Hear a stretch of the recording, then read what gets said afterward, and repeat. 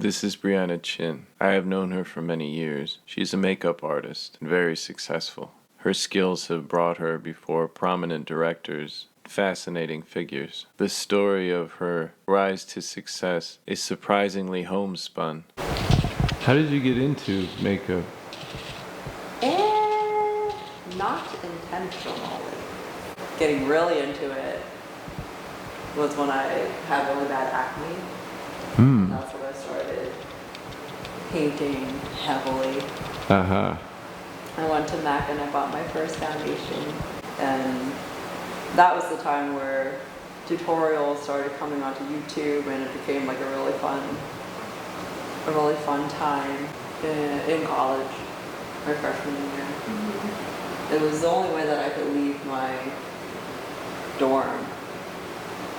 My acne was so much. I never knew that.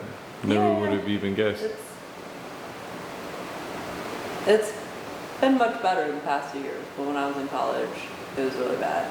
I had it since I was like 9. How did you first start making money at it? I got hired at MAC with no experience at all. Yeah, I was working at Victoria's Secret. The MAC store was next to it, and I would go in there before my shift and just touch everything and play with things. And I was like, at the time, MAC was like the place to get makeup, and so expensive, and I'm never gonna like actually own any of these things, but dreams. Kind of like breakfast at Tiffany's, sort of. And I was already wearing all black for my shift, and the manager at the time, she was just like, maybe had this like motherly kind of spirit. Her name is Farah, and I just had the look. Did my own highlights.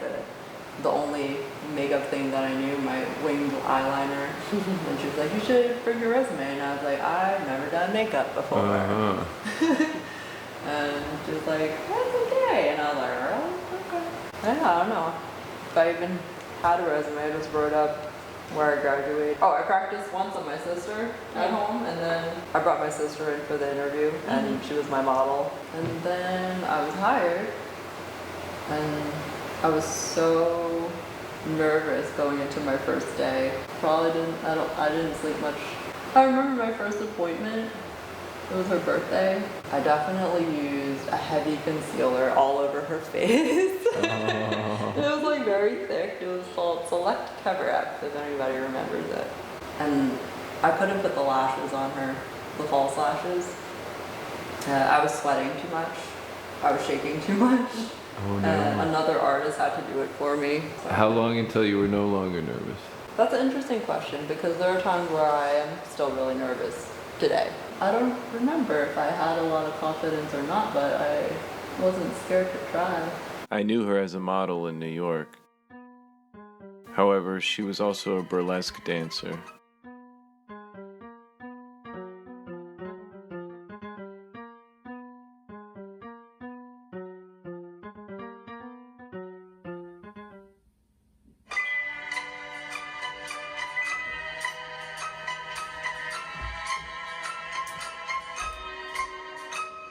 The sun is out, the sky is blue.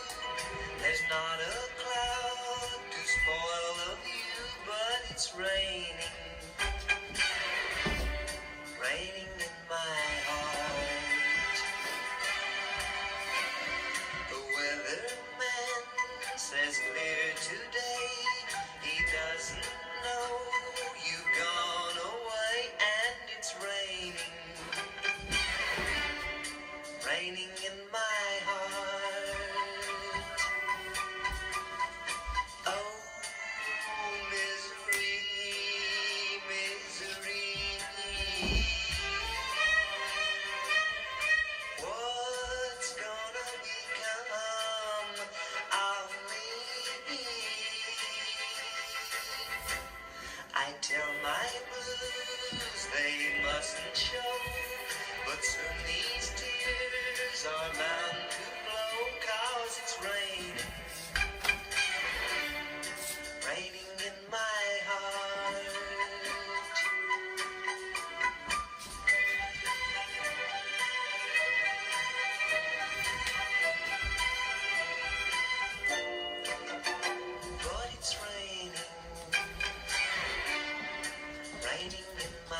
I remember her telling me there was a period where she was heartbroken over not being able any longer to see beauty, instead seeing in people the propensity for darkness. This she was able to overcome. Say that again? You stopped because you felt like... I stopped because I felt like a hypocrite. Wanting people to feel beautiful, but then this message that carries through the beauty industry being that there are things to fix. It's in the vocabulary which I don't like. The vocabulary of products being a concealer or a perfector. There's language built into these products that allude to something is wrong with you. Yeah. That's how the products keep selling. You want to erase those wrinkles, you want to blur, everything's blur now. just blur your pores, blur the lines, just blur your whole face. Just be a blur.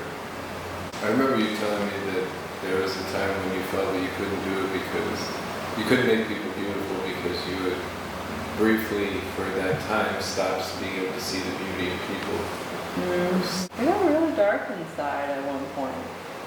My experiences with people and experiencing the darker parts of human beings that I didn't think could be. And started seeing everyone as a liar.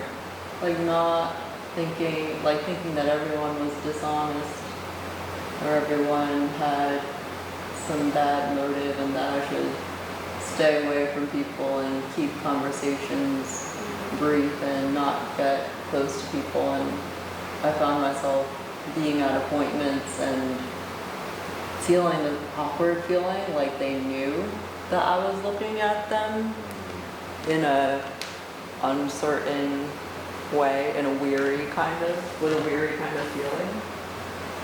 And it made it harder to do my work, to put makeup on people. I would look at them and not have a vision, not see those possibilities. So that dark chapter, I found myself not being able to create beauty on the outsides of people because I didn't believe it on the inside anymore. And it made me just stop, like realizing that I had to stop and think about what was happening inside of me, and that I would lose everything that I've ever worked towards or dreamed of or wanted for people. Like if I let that darkness take over my soul, I wouldn't be me. Like I would just look at people and be like, evil, everyone is evil. I had to decide I wasn't gonna let it happen. And I'm not sure how I started to work my way out of it, but I think just starting to have that thought that I needed to get out of it. I needed to see the beauty in people and really focus on that and find it. And somehow it worked. I have to always remind myself to stay in that place. And the more that I work and the more people that I meet, I have to remind myself that the higher the probability is that I'm going to encounter the darker aspects of people or the unskilled parts of people. What I'm here to do is not have opinions about them or judge them, but to maybe drop a little seed of something else, something brighter and hope that it finds its way to stick to them and carry on somehow in them. There were moments last year where I was hurt by clients and I went home and cried, or like I left the building and I cried, and a lot of times I think to myself, I can't do this anymore. I had a moment where I thought to myself, if this were to happen, if this moment were to happen again, would I make the same decision? And I decided yes, I would, because it felt right to me. And I will always put my compassion first, even if it's not given back to me. Yeah, that's the hard part, but just have to put certain boundaries on with people and coming in as, oh, we're all friends and this and that, and then sometimes you get burned by that. Yeah, it's also important not to let that change you. Right. Even if people hurt me, even if I get hurt, that if it feels right in my heart, I have to do it. Even if I'm not gonna get it back. Because it's who I am.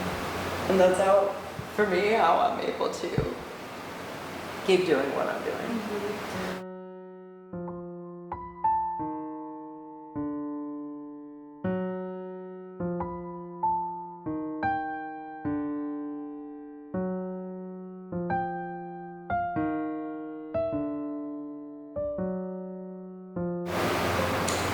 I have this thing that I say to myself when I'm with clients and they start to say things or behave or like they're not really making my job super easy, and I think to myself, my heart is smiling to you. And if I tell myself my heart is smiling to you, it really works. My insides are smiling. She has philosophical, even spiritual ideas behind what she does. It is a very, very impermanent art form, almost like those sand paintings, you know? They put all that layering and color and then just destroy it immediately. I think I really love that it's impermanent. I love that a person's gonna wear it, like it's gonna walk away from me and go out into the world and have its own life, and I don't keep it. The biggest joy knowing that someone can then go and do the thing that they want to do with confidence and feeling like themselves, or feeling like they can do it a little better. I really love faces. I really love faces. I want it to be. I have a blue dress, so maybe I can. Like, I think about a question that a client asked me once, and she asked me, has there ever been someone you've been doing, that you were doing someone's makeup and you felt like you couldn't fix them, or like you couldn't help them, or like they were too ugly to help? I didn't know how to answer that question because I never thought about it like that. Because I don't think that I think about makeup like fixing.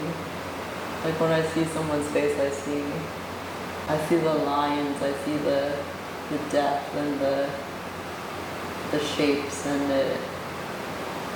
I get like a wow feeling. Like, wow, like imagine the shadow going, some color going thick. There are no lost causes. Yeah. Like I don't think about people's faces as my art project. It's more about how they feel when I walk away.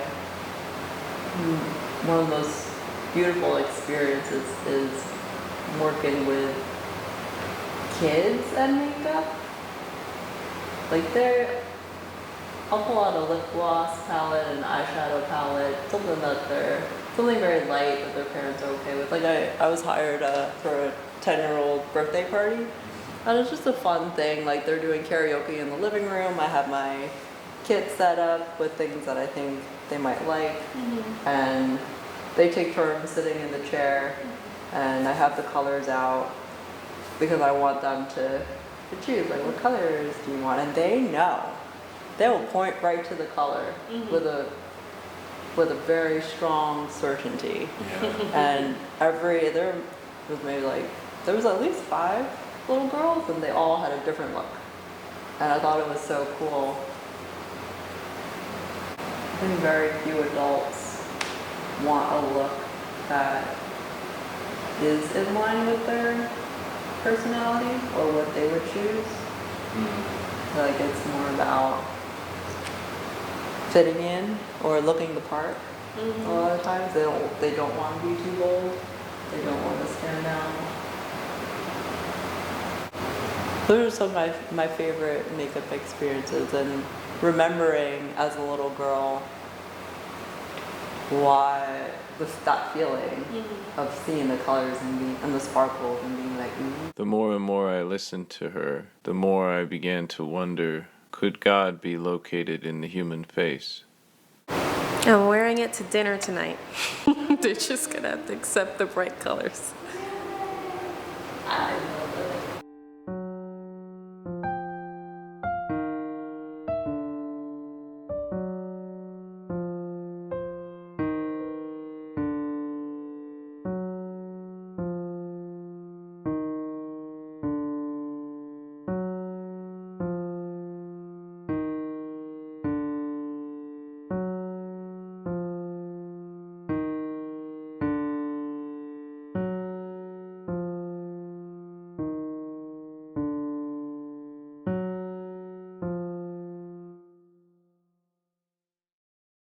As the ancient Eastern proverb claims, a person's gift makes room for them in this life, bringing them before powerful figures. This is the intended destiny of all artists. Yet we are now living in a time when socio-political gatekeeping has interfered with the natural order of things, suppressing true spirits while elevating propagandists, careerists, and hacks. We are seeking out the real artists of our time. We are seeking out the unsung. Like, subscribe, and share to aid us in this endeavor.